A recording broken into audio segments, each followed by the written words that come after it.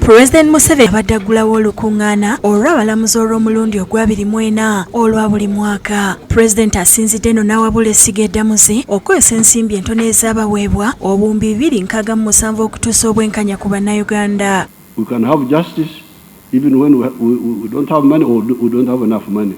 But the way we stand now, actually we have got quite a bit of money.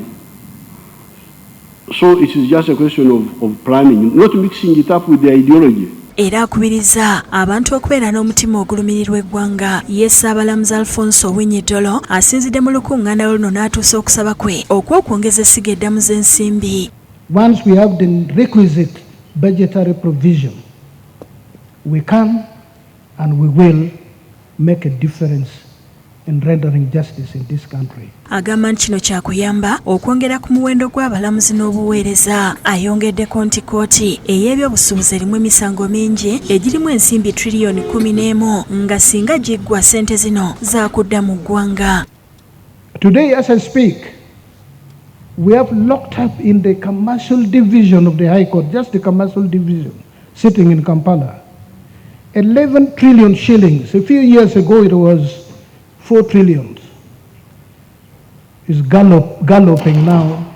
It's come to 11 trillion. Era ategeezezza nga President bwe yalonda Justice Musota okudda mu bigere bya Justice Appiah Were nga kati yavunaanyizibwa ku kulondoola kkooti zonna. Properly facilitated, his inspectorate can turn the course of things.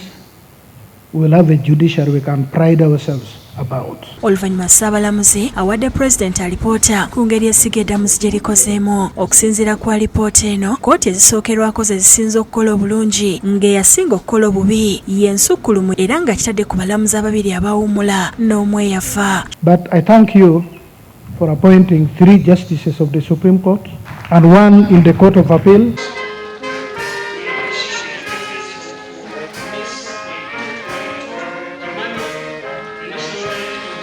Download the app on App Store or Google Play Store now.